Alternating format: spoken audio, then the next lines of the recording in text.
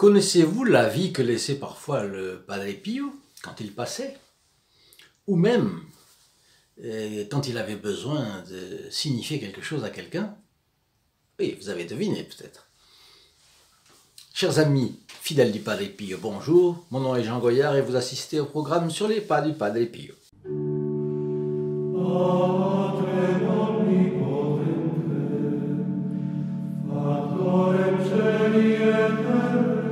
Aujourd'hui, nous allons parler d'une chose qui n'est pas une guérison, qui n'est pas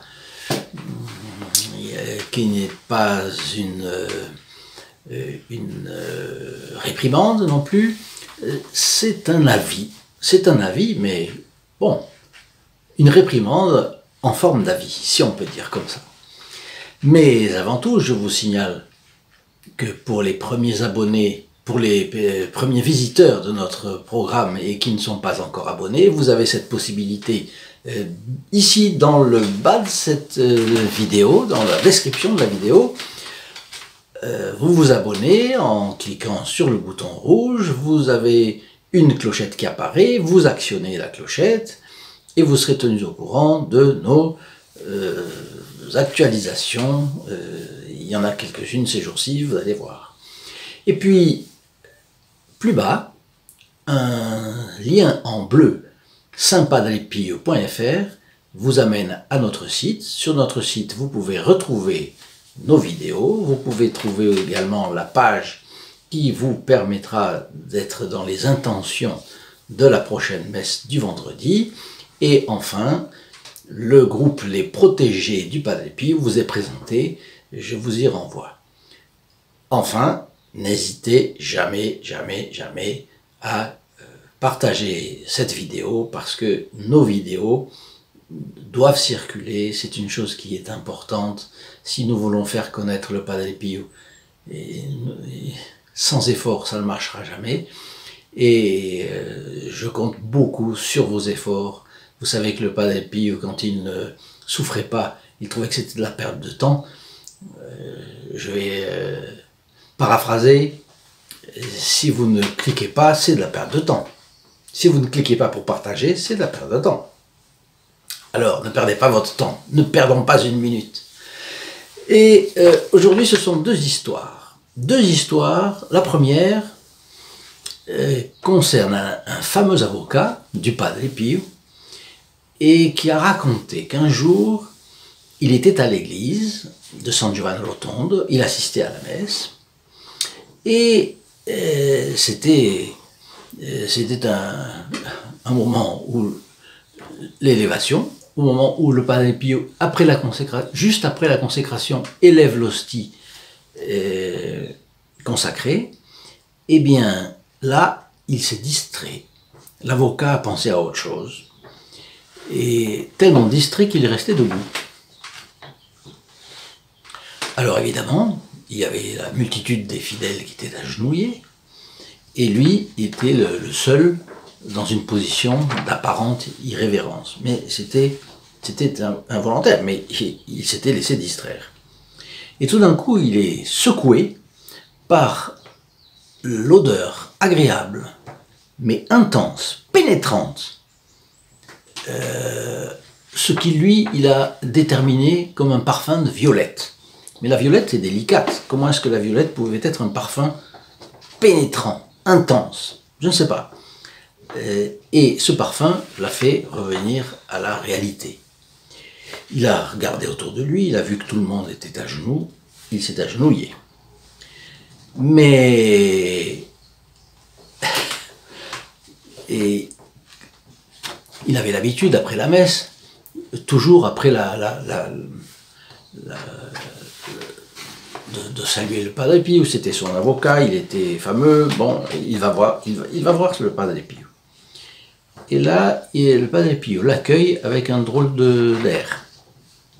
Et il le prend par surprise. Aujourd'hui, vous avez été distrait. Alors, réponse de l'avocat. Ah, alors, c'est vous qui m'avez réveillé avec votre parfum? Réplique du Padre Pio. Oui, cela valait mieux Gifle, non. Donc, sa distraction méritait une gifle. Mais comme le Padre Pio est bon, et que c'était un ami, on ne va pas donner une gifle. Notre Seigneur Jésus-Christ a pris le fouet. Il a pris le fouet. Mais c'était contre les marchands du temple. Génération de voleurs et d'adultères, disait-il. N'est-ce pas? Vous avez transformé la maison de mon père en caverne de voleurs. Mais là, ce n'était pas le cas. C'était une distraction. Mais voilà, méritait une petite réprimande quand même. Au passage, j'ai lu que certains ont identifié ce parfum du Padre Pio comme un parfum de violette. Mais d'autres l'ont identifié comme un mélange de rose, de lys et d'encens. Rose, lys et encens. C'est intéressant. Certains avaient le flair plus développé que d'autres. Donc ils ont réussi à identifier 3 arômes dans le même parfum. Bien enfin, c'est intéressant de savoir. Et puis il y a si tout d'un coup vous sentez un parfum intense de violette, ou alors de lys, d'encens et de rose, vous pourrez vous dire, il faut que je clique. Il faut que je clique pour partager la vidéo du Padre Pio. Bon, donc vous avez bien sûr le like, le partage, allez dans vous abonner, actionnez la clochette, et puis si vous oubliez quelque chose, vous risquez d'avoir un avis du Padre Pio. Je ne sais pas si ça vous amusera ou pas, j'en sais rien. La deuxième histoire est une curieuse pénitence. Un Sicilien s'était converti. Il s'était converti et il est allé se confesser au Padre Pio. Et le Padre Pio, très bon, certainement la conversion avait amené beaucoup d'affliction de ses péchés. Le Padre Pio a mis sa main droite sur ses mains sur la main droite du converti, et pendant un bon moment de la confession. On voit que les femmes, il les confessait dans un confessionnal. Les hommes, il les confessait comme ça, vis-à-vis.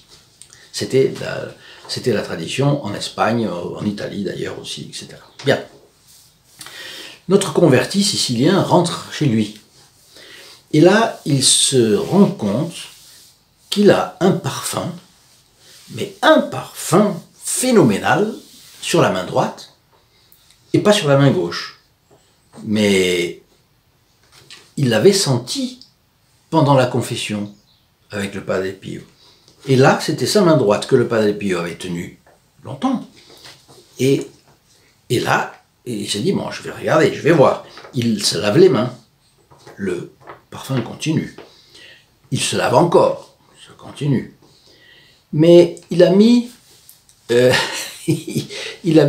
mois à accomplir la pénitence que le Padre Pio lui avait donnée. Ou bien c'était une pénitence conséquente et quotidienne, ou alors il a laissé traîner, je ne sais pas. Mais le fait est que c'est au bout de 2 mois qu'il a réussi à terminer la pénitence que le Padre Pio lui avait donnée. Et pendant ces 2 mois, parfois le parfum disparaissait, mais parfois il revenait. Et de temps en temps, il vérifiait, et tout de même, pendant 2 mois, ce parfum est apparu, est parti, est revenu. Il n'y avait pas moyen de s'en débarrasser, en fait.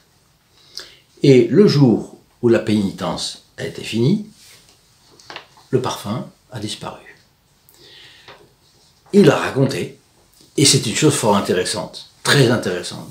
Donc la marque du Padre Pio, parfois, la marque de sa présence, ou la marque de son passage, ou la marque d'un de ses avis, c'était ce parfum.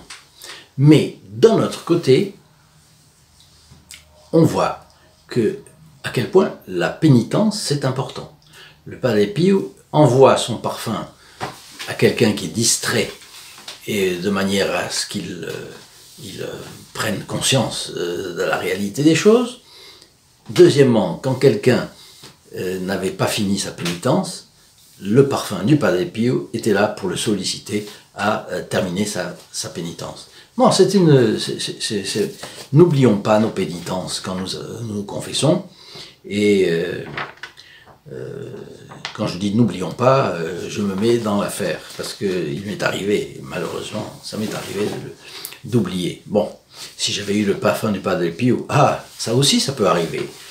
Vous oubliez, vous avez le parfum du Padre Pio. Je ne sais pas si, dans ces cas-là, nous serions inquiets, nous aurions peur ou nous serions contents. Il y aurait toutes les raisons d'être contents, parce que si nous avons un parfum comme ça, on se dit bon, le Padre Pio est bien présent, etc. Mais d'un autre côté, je sais que lorsque le surnaturel intervient dans notre vie, et